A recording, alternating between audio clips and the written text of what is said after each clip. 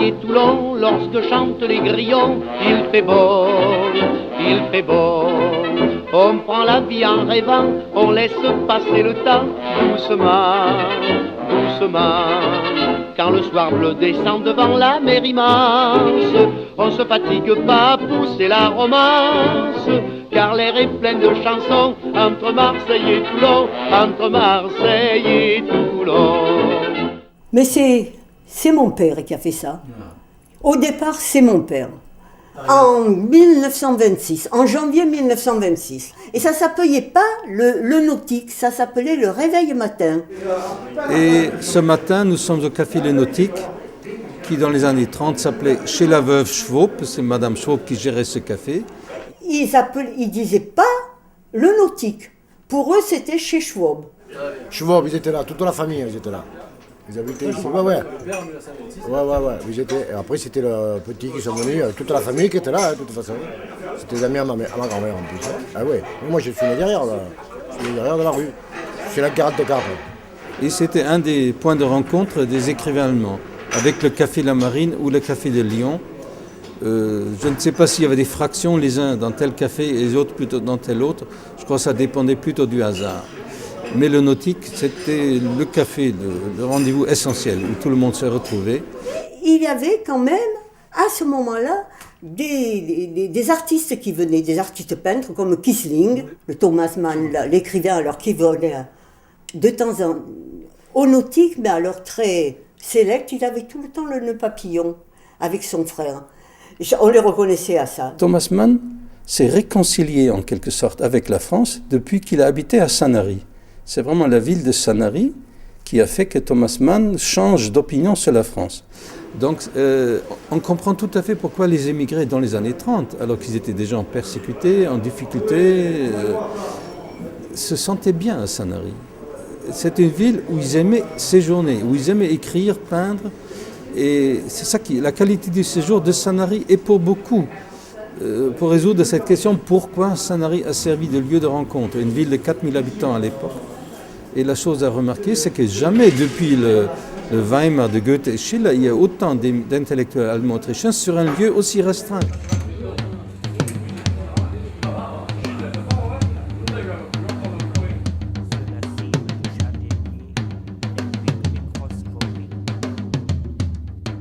Pendant 3 jours, nous sommes ici à Sanary avec une délégation d'auteurs allemands, une dizaine d'auteurs, poètes, romanciers, essayistes, aussi quelques journalistes. Et ce que nous avons fait ce matin, c'est une lecture de petits textes, en partie en allemand, en partie en français, pour nous rattacher à cette tradition littéraire. Évidemment, en Allemagne, c'est une grande tradition, les écrivains lisent leurs textes. Dans les librairies ou dans les lieux publics, ça c'est la tradition. Flutkatastrophe, die dich aus Böhmen mitbrachte, weggerissen Häuser, Wasserlinie im Wohnzimmer, süße Männermatratzen, Blitzchen, so ist der Tod. Ihn liebt sie. Frau Hessel und den Söhnen die Hände, bedeckten uns eilig wieder und gingen davon. Hessels Beerdigung hatte viel von der Stimmung, mit der ein gefallener Kamerad an der Front verscharrt wurde.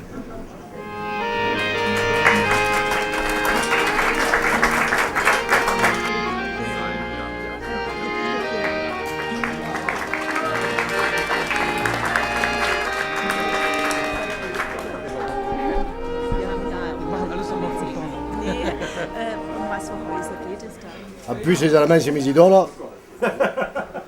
C'est extrêmement intéressant, j'espère qu'on renouvellera l'opération parce que j'ai pris un grand plaisir à écouter tout ce que j'ai entendu. Vous voyez la direction, elle vous dira le reste. Ouais, c'était un grand moment, un moment émouvant, 60 ans ou 70 ans après ces événements tragiques. Je trouvais qu'il y avait beaucoup d'émotions dans ses propos et dans ses témoignages poignants. Et tu l'as fait parler, où il était lui? Il n'était pas né quand il y avait la guerre, lui. Qu'est-ce qu'il parle de la guerre, lui, là-bas? Cet établissement a une histoire, on ne peut pas rayer l'histoire, donc on a choisi de mettre ses souvenirs là sur le mur. Et tout à fait, on perpétue l'histoire. C'est au top. Aujourd'hui, grande journée commerciale et culturelle. Voilà, je vous remercie. Ah, peut-être, un jour, moi j'ai un étage là-haut, je peux le transformer et en faire un musée. Tout à fait, c'est possible, c'est une bonne idée. À creuser. Il a transformé le nautique, lui. Ouais. En musée. Tu vas faire un musée, toi, ici, de rugby. C'était très intéressant. J'ai eu un grand plaisir de recevoir toute la nation allemande. C'est une nation que j'aime beaucoup. Il est excellent. C'est un sac d'émotions, ce café. Il y a toutes les émotions du monde, de l'amour, de la haine, de tout. De la tendresse, de la pitié et de la tolérance. Exceptionnel. Toi, c'est pas un métier que tu fais, c'est un sacerdoce. Tout à fait. Ça veut dire quoi, sacerdoce? C'est comme...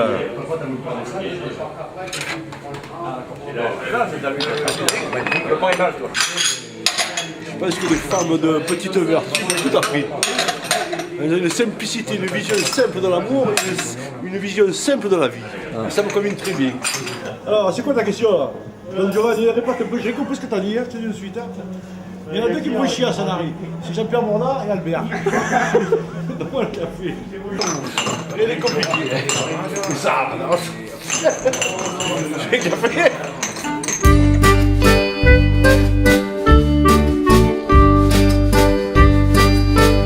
J'ai fait un petit tour en ville, là, quelques courses sans importance. Oui. Enfin, je sors. Bon. Vous ferez peut-être une petite pointe jusqu'au café Mosteg, il mangera une soupe de poisson, une côtelette.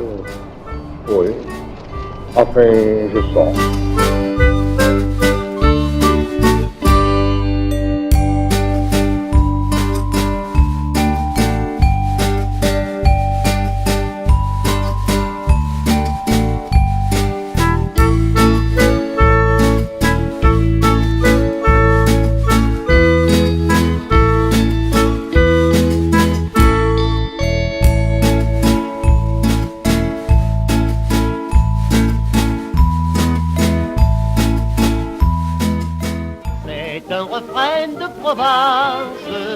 Un refrain qui monte vainqueur, c'est le chant qui berce à mon enfance. Il met du soleil au fond de mon cœur, et s'il n'a pas de paroles, je comprends les mots qu'il me dit. Vers le ciel bleu, ce refrain qui s'envole, c'est un gai refrain du